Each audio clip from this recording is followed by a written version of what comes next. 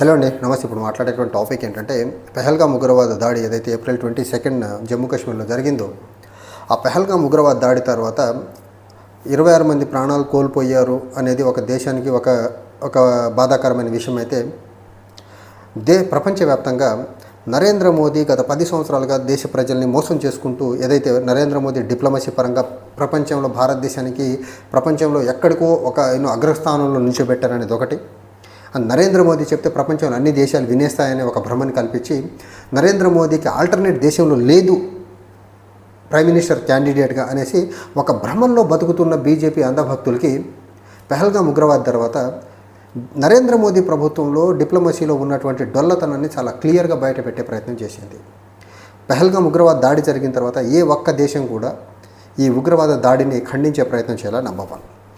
ఖండించే ప్రయత్నం చేయకపోగా ఆపరేషన్ సింధూర్ జరిగిన తర్వాత ఆపరేషన్ సింధూర్ తర్వాత 33 దేశాలకి 7 ఎంపీల డెలిగేషన్ వెళ్ళిన తర్వాత ఏ ఒక్క దేశం కూడా భారతదేశానికి ఈ రోజుకి మద్దతుగా మాట్లాడే పని చేయలేదు. అయితే నిన్న జరిగినటువంటి షాంఘై కోఆపరేషన్ ఏదైతే మీటింగ్ ఉందో, ఆ షాంఘై కోఆపరేషన్ మీటింగ్కి డిఫెన్స్ మినిస్టర్ ఆఫ్ ఇండియా వెళ్ళిన తర్వాత పర్టికులర్ స్టేట్మెంట్ ఏదైతే రిజల్యూషన్ పాస్ చేశారో షాంఘై కోఆపరేషన్లో, ఆ షాంఘై కోఆపరేషన్లో పాకిస్తాన్కి సంబంధించినటువంటి బెలూచిస్తాన్లో జరుగుతున్నటువంటి దాడులు, హింస గురించి ఇన్కార్పొరేట్ చేశారు. కానీ జమ్మూ కాశ్మీర్లో జరిగినటువంటి పెహల్గామ్ ఉగ్రవాద దాడిని ఇన్కార్పొరేట్ చేయకపోవడం వల్ల డిస్ప్లెజర్ని ఎక్స్ప్రెస్ చేసి డిఫెన్స్ మినిస్టర్ రాజ్నాథ్ సింగ్ ఆ పర్టికులర్ స్టేట్మెంట్ మీద సైన్ చేయకుండా బయటకు వచ్చేసారు. అండ్ ఏదైతే షాంఘై కోఆపరేషన్లో బెలూచిస్తాన్లో జరుగుతున్నటువంటి పర్టికులర్ ఆస్పెక్ట్ ఏదైతే అక్కడ జరుగుతున్నటువంటి అన్రెస్ట్ ఏదైతే ఉందో, దాని వెనకాల ఇండియా ఉంది అనే అనుమానాన్ని కూడా ఆ స్టేట్మెంట్కి చాలా క్లియర్గా పొందుపరిచే ప్రయత్నం చేసింది. కానీ పెహల్గామ్ ఉగ్రవాద దాడి గురించి కనీసం చిన్నపాటి మెన్షన్ కూడా చేసే ప్రయత్నం చేయలేదు. దీని వెనకాతల కంప్లీట్గా నరేంద్ర మోదీ యొక్క డిప్లొమసీ ఫెయిల్యూర్ చాలా ప్రస్ఫుటంగా కనిపిస్తుంది. ప్రపంచంలో ఉన్నటువంటి P5 కంట్రీస్కి ఎంపీల డెలిగేషన్ వెళ్ళింది, నాన్ P5 మెంబర్స్ కంట్రీస్కి ఎంపీల డెలిగేషన్ వెళ్ళింది, ప్రాబబుల్ ఫ్యూచర్ యుఎన్ఎస్సీ మెంబర్స్ దగ్గరకు కూడా ఎంపీల డెలిగేషన్ వెళ్ళి భారతదేశం యొక్క వాదాన్ని అగెన్స్ట్ ద టెర్రరిజం వినిపించే ప్రయత్నం చేశారు. మరి P5 కంట్రీగా ఉన్నటువంటి చైనాకు మాత్రం ఎందుకు పంపలేదు? నంబర్ 1, ఆబ్వియస్గా చైనా వాళ్ళ దగ్గర ఉన్నటువంటి వాళ్ళు హోస్ట్ చేస్తున్నటువంటి షాంఘై కోఆపరేషన్ మీటింగ్ ఏదైతే ఉందో, డిఫెన్స్ మినిస్టర్స్ మీటింగ్, ఖచ్చితంగా దాన్ని బేస్ చేసుకొని ఇండియాకి ఎలాంటి గుణపాఠం చెప్పాలో అలాంటి గుణపాఠం చెప్పే ప్రయత్నం చేశారు. ఒక పక్క పాకిస్తాన్లో జరుగుతున్నటువంటి బెలూచిస్తాన్లో జరుగుతున్నటువంటి గొడవల గురించి ఇన్కార్పొరేట్ చేసినటువంటి స్టేట్మెంట్ పెహల్గామ్ ఉగ్రవాద దాడిని మెన్షన్ చేయలేదంటే ఇది నరేంద్ర మోదీ ఫెయిల్యూర్ కాదా? నరేంద్ర మోదీ డిప్లొమసీ ఫెయిల్యూర్ కాదా? భారతదేశం యొక్క డిప్లొమసీ మొత్తాన్ని నరేంద్ర మోదీ ప్రధానమంత్రి అయిన తర్వాత ట్రాక్ నుంచి డీరేల్ చేసిన మాట నిజం కాదా? అండ్ ఈ పెహల్గామ్ ఈ SCO మీ సమ్మిట్ కంటే ముందు జస్ట్ లాస్ట్ వీకే సేమ్ SCO ఇజ్రాయెల్ ఇరాన్ మీద చేసినటువంటి దాడిని ఖండిస్తూ ఒక స్టేట్మెంట్ రిలీజ్ చేస్తే దాన్ని ఇండియా సమర్థించలేదు. అంటే Israel as well as US యొక్క వాదనని బలపరిచేలా ఆ పర్టికులర్ స్టేట్మెంట్కి ఇండియా మద్దతు పలికే ప్రయత్నం చేయాలి. మరి ఇరాన్ మీద Israel as well as USA దాడి చేసినప్పుడు ఖండించినప్పుడు ఇరాన్కి అనుకూలంగా ఉండేటువంటి దేశాలు అవనివ్వండి, లేకపోతే ఇండియాకి అడ్వర్సరీస్గా ఉన్నటువంటి దేశాలని కౌంటర్ చేయాలంటే SCO లాంటి ఫోరమ్స్లో ఇండియా మెంబర్గా ఉన్నప్పుడు పాకిస్తాన్ కూడా మెంబర్ ఉంది, చైనా కూడా మెంబర్, అందులో రష్యా కూడా మెంబర్ ఉంది. ఇలాంటి దేశాలని మెంబర్స్గా ఉన్న క్రమంలో ఈ మెజారిటీ దేశాలు ఇండియా వాదనని సపోర్ట్ చేయట్లేదంటే, పాకిస్తాన్ అంటే ఆబ్వియస్లీ సపోర్ట్ చేయదు పెహల్గామ్ ఉగ్రదాడికి సంబంధించినటువంటి స్టేట్మెంట్ని, చైనా సపోర్ట్ చేయాలి కదా, రష్యా చేయాలి కదా, some other central Asian countries చేయాలి కదా, వాళ్ళు అందరూ ఎందుకు చేయట్లేదు? Reason simple.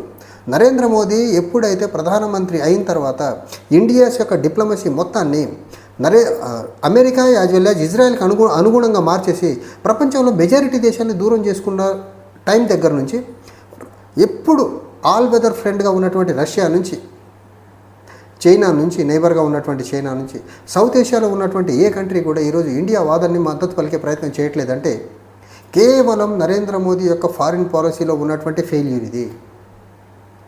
నిజంగా ఎప్పుడైతే SCO ఇరాన్ మీద దాడి జరిగినప్పుడు ఇజ్రాయెల్ యొక్క యాక్ట్ని ఖండిస్తూ ఒక స్టేట్మెంట్ని రిలీజ్ చేసినప్పుడు దాన్ని ఇండియా మద్దతు పలికి ఉంటే SCO డిఫెన్స్ మినిస్టర్స్ మీటింగ్లో ఖచ్చితంగా పెహల్గామ్ ఉగ్రవాద దాడిని కూడా ఇన్కార్పొరేట్ చేసి ఉండేవారేమో.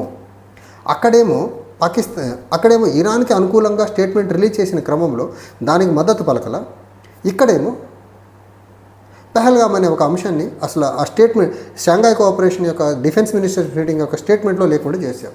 ఇది నరేంద్ర మోదీ డిప్లొమాటిక్ ఫెయిల్యూర్కి పరాకాష్ట. అండ్ పెహల్గామ్ ఉగ్రవాద దాడి తర్వాత నరేంద్ర మోదీ డిప్లొమాటికల్లీ ఎన్ని దగ్గరలో ఫెయిల్ అయిపోయాడు. అసలు 33 దేశాలకు ఎంపీలని పంపించిన తర్వాత ఒక్క దేశం నుంచి మద్దతు రాలో నంబర్. మద్దతు రాకపోగా పాకిస్తాన్ని యుఎన్ఎస్సిలో ఉన్నటువంటి కౌంటర్ టెర్రరిజానికి కో చైర్మన్గా అపాయింట్ చేసే ప్రయత్నం జరిగింది. అక్కడ diplomatic failure. World bank, IMF, ఏడీబీల నుంచి పాకిస్తాన్కి రావాల్సినటువంటి లోన్ వస్తానే ఉంది, అక్కడ ఒక డిప్లొమాటిక్ ఫెయిల్యూర్. అండ్ ఎస్సీఓ మీటింగ్లో బెలూచిస్తాన్లో జరుగుతున్నటువంటి అన్రెస్ట్, దాని వెనకాల ఇండియా ఉందని ఒక భయంకరమైన ఎలిగేషన్ని చేయించి ఆ స్టేట్మెంట్లో పెట్టించుకొని పాకిస్తాన్ సక్సెస్ అయింది. అక్కడ పెహల్గామ్ ఉగ్రవాద దాడిని ఇన్కార్పొరేట్ చేయించడంలో ఇండియన్ గవర్నమెంట్ ఫెయిల్ అయిపోయింది, ఇండియన్ డిప్లొమసీ ఫెయిల్ అయిపోయింది. సో ఇన్ని ప్లాట్ఫామ్స్లో పెహల్గామ్ ఉగ్రవాది దాడి తర్వాత వరుసగా ఫెయిల్ అవ్వుకుంటూ వస్తున్నటువంటి నరేంద్ర మోదీని పవర్ఫుల్ ప్రైమ్ మినిస్టర్ అని అనాలా మనం.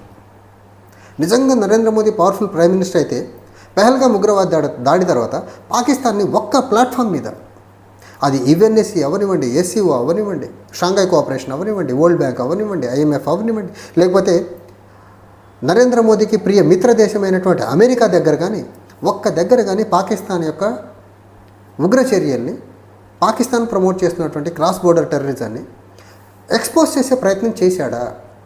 ఒక్క దగ్గర కూడా పాకిస్తాన్ ఎక్స్పోజ్ చేయడం చేతగాని ఈ ప్రధానమంత్రిని పట్టుకొని పవర్ఫుల్ ప్రైమ్ మినిస్టర్ అంటున్నారంటే నిజంగా ఈ పవర్ఫుల్ ప్రైమ్ మినిస్టర్ని అంటున్న అంధభక్తులకి అసలు నిజంగా డిప్లొమసీ అంటే ఏంటో తెలుసా? డిప్లొమసీలో నరేంద్ర మోదీ అసలు సాధించింది ఏంటి, ఫెయిల్ అవుతుంది ఎంత అనేది వీళ్ళకి ఏమాత్రం అవగాహన అనేది ఉందా లేదా? అంటే ఖచ్చితంగా ఈ అంధభక్తులకి, బీజేపీని, నరేంద్ర మోదీని గుడ్డిగా సపోర్ట్ చేస్తున్న వాళ్ళకి భారతదేశం ఎటుపోయినా పర్లేదు, భారతదేశం యొక్క డిప్లొమసీ ఎటుపోయినా పర్లేదు, భారతదేశానికి ప్రపంచంలో ఎన్ని దేశాలు శత్రువులుగా మారినా పర్లేదు, కానీ ఇక్కడ నరేంద్ర మోదీ ప్రధానమంత్రిగానే ఉండాలా, బీజేపీ అధికారంలో ఉండాలనే దుర్మార్గమైన బుద్ధి ఏదైతే ఉందో దానివల్ల ఈరోజు భారతదేశం ఈ అంధభక్తులను అడ్డం పెట్టుకుని నరేంద్ర మోదీ విచ్చలవిడి పాలసీల వల్ల ప్రపంచంలో ఉన్నటువంటి వివిధ ఫోరమ్స్లో ఇండియా ఏకాకిగా మిగిలిపోతుంది. ఇండియా ఇక్కడ ఉందంటే మిగిలిన దేశాలు దూరం జరుపుకునే పరిస్థితిని క్రియేట్ చేశాడు. అండ్ నరేంద్ర మోదీ పెహల్గామ్ ఉగ్రవాద దాడి తర్వాత ఆపరేషన్ సింధూర్ తర్వాత డొనాల్డ్ ట్రంప్ అనౌన్స్ చేయించినటువంటి సీజ్ ఫైర్ ఏదైతే ఉందో దానివల్ల భారతదేశం యొక్క సావర్నిటీ మొత్తాన్ని అమెరికా కాళ్ళ దగ్గర తాకట్టు పెట్టే ప్రయత్నం చేస్తున్నాడు ఇతను. సో పెహల్గామ్ ఉగ్రవాద దాడి అనేది నరేంద్ర మోదీలో ఉన్నటువంటి డిప్లొమాటిక్ ఫెయిల్యూర్, నరేంద్ర మోదీలో ఉన్నటువంటి సావర్నిటీని కాపాడే దాంట్లో ఉన్నటువంటి ఇనేబిలిటీ, ఇవన్నీ చాలా క్రిస్టల్ క్లియర్గా బయట పెట్టే ప్రయత్నం చేస్తున్నాయి. బట్ స్టిల్ అంధభక్తులకు అది అర్థం కావట్లా. దేశాన్ని నరేంద్ర మోదీ అసలు ఏ డైరెక్షన్లో తీసుకెళ్తున్నాడు, ప్రపంచంలో ఈరోజు ఇండియా అంటే డిప్లొమసీ పరంగా రేటింగ్స్లో ఎక్కడుంది అనేది అంధభక్తులకి ఎప్పుడు అర్థం కూడా చేసుకోలేరు. ఈ అమిత్ షా చెప్పినట్లు ఇంగ్లీష్ విద్యకు అంధభక్తుల్ని దూరం ఉంచిన రోజులు, వీళ్ళు ప్రపంచంలో ఏం జరుగుతుందో, ఇండియా గురించి ప్రపంచ దేశాలు ఏమనుకుంటున్నాయి అనేది ఇంగ్లీష్ లిటరేచర్ని దగ్గరై చదవనన్ని రోజులు బీజేపీ చెప్పిందే వాళ్లకు వేదంగా మారుద్ది. బీజేపీ చెప్పినటువంటి మూర్ఖమైన ఆలోచన వీళ్లకు శిలాశాసనంగా మారిపోయి భారతదేశాన్ని ప్రపంచంలో మాత్రం ఇప్పటికీ ఐసోలేట్ చేసి ఏకాగ్గా మిగిలిచ్చేశారు.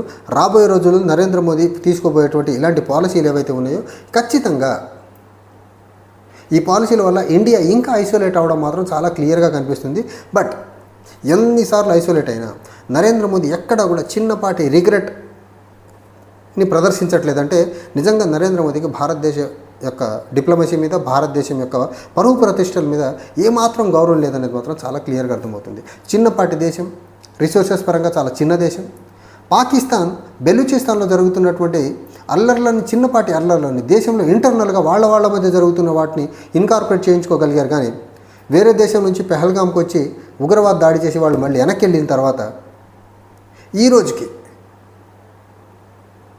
ఎస్సీఓలో దాన్ని ఇన్కార్పొరేట్ చేయించలేకపోయారంటే ఇది ఫస్ట్ ఇనేబిలిటీ. అండ్ ఇంకోటి నరేంద్ర మోదీ ప్రభుత్వం యొక్క ఇంకో ఫెయిల్యూర్ ఏంటంటే పెహల్గామ్ ఉగ్రవాద దాడి షాంఘై కోఆపరేషన్ స్టేట్మెంట్లో ఇన్కార్పొరేట్ చేయకపోయేదానికి ఉగ్రవాద దాడి జరిగిన తర్వాత ప్రాపర్ ఎంక్వైరీ జరగకపోగా దాడి చేసిన ఉగ్రవాదుల్లో ఒక ఉగ్రవాదిని కూడా పట్టుకోవాలి. సో ఒక ఉగ్రవాదిని పట్టుకోవాలి, ఎగ్జాక్ట్గా ఎవరున్నారో ఎగ్జాక్ట్ ఎవిడెన్స్ కూడా భారతదేశం దగ్గర లేకపోవడం వల్ల ఈరోజు ఏ ఫోరం అయినా మీ దగ్గర ఎవిడెన్స్ ఏదైనా ఉందో పెహల్గామ్ ఉగ్రవాది దాడి అని అట్లా పాకిస్తాన్ ఉందంటే ఉట్టి చేతులతో నుంచి ప్రభుత్వం ఏర్పడిపోయింది ఇక్కడ. సో ప్రాపర్గా ఎంక్వైరీ ఇన్వెస్టిగేషన్ కానీ జరిగి ఉంటే నలుగురు ఆ పార్టిసిపేట్ చేసినటువంటి ఉగ్రవాదుల్ని పట్టుకొని ఉంటే సిచ్యువేషన్ కొంచెం డిఫరెంట్గా ఉండేది. కానీ మన దగ్గర ఉన్నటువంటి చాలా అద్భుతమైనటువంటి ప్రభుత్వం ఉగ్రవాదుల్లో ఒక ఉగ్రవాదిని కూడా పట్టుకోపోవడం వల్ల ఈరోజు ఎక్కడికి వెళ్ళినా ఇండియా ఎంటీ హ్యాండ్స్తో ఎవిడెన్స్ లేకుండా మాట్లాడితే ఎవరైనా ఎందుకు సపోర్ట్ చేస్తారు? ఏ ఫోరం అని ఎందుకు సపోర్ట్ చేస్తుంది? సో ఏదైనా ఒక ఎలిగేషన్ చేసే ముందు ప్రాపర్ ఎవిడెన్స్ ఉండాలా, ప్రాపర్ డాక్యుమెంట్స్. ఇదే రాజ్నాథ్ సింగ్ గారు షాంఘాయ్ కోఆపరేషన్ మీటింగ్కి వెళ్ళే ముందు proper evidence as well as ఉగ్రవాదుల్లో కొద్దిమంది ఉగ్రవాదులను పట్టుకొని షాంఘాయ్ కోఆపరేషన్లో ఎవిడెన్స్లు చూపించుంటే డెఫినెట్గా వాళ్ళు ఆయన పాకిస్తాన్ని ఎండగడతా పెహల్గాం ఉగ్రవాద దాడిని ఎండగట్టుకుంటా స్టేట్మెంట్ రిలీజ్ అయ్యేది. కానీ మన దగ్గర ఒక ఎవిడెన్స్ లేదు, ఒక ఉగ్రవాదిని పట్టుకోలేదు, ఎంక్వైరీ ప్రాపర్గా జరపలేదు. ఇక్కడ ఈ పెహల్గాం ఉగ్రవాద దాడి సెంట్రిక్గా తర్వాత జరిగినటువంటి ఆపరేషన్ సింధూర్ని మార్కెట్ చేసుకునే దాంట్లో ఉన్నారు. కానీ వీళ్ళు ఉగ్రవాదులు ఎక్కడ, దాడి చేసిన ఉగ్రవాదులు ఎక్కడ అని ఆలోచించే టైమే లేదు వీళ్ళకి. అసలు ఆలోచించే టైం లేకుండా ప్రపంచ దేశాల దగ్గరికి వెళ్ళి లేకపోతే మల్టీలేటరల్ ఫోరమ్స్ మీదకి వెళ్ళి పాకిస్తాన్ని మీరు బూచిగా చూపించే ప్రయత్నం, వాళ్ళకు ఎవిడెన్స్ అడిగితే మీ దగ్గర ఒక్క ఎవిడెన్స్ దొరకట్లేదు. సో ఫస్ట్ మీ గవర్నెన్స్లో డొల్లతనాన్ని బయట పెట్టేయండి. మీ గవర్నెన్స్లో ఉన్నటువంటి డొల్లతనాన్ని గ్రహించి దాని నుంచి బయటకు వచ్చి గవర్నెన్స్లా డిప్లొమసీని అండ్ దేశం ఇంట్రెస్ట్లు ముందు పెట్టి బీజేపీ ఇంట్రెస్ట్లు వెనక్కి పెట్టినాడేనో మీరు పనిచేస్తే బాగుంటుంది తప్ప దేశం ఇంట్రెస్ట్ని పక్కన పెట్టేసి దేశం యొక్క డిప్లొమసీని పక్కన పెట్టేసేసి Narendra Modi PR BJP political ఇంట్రెస్ట్లు ముందు పెడితే ఖచ్చితంగా ఇలానే ఉంటుంది. ఈరోజు షాంఘాయ్ కోఆపరేషన్లో పాకిస్తాన్కి ఇచ్చినటువంటి విలువ చైనా ఈరోజు ఇండియాకి ఇవ్వలేదంటే ఇది ఎంత సిగ్గుచేటు.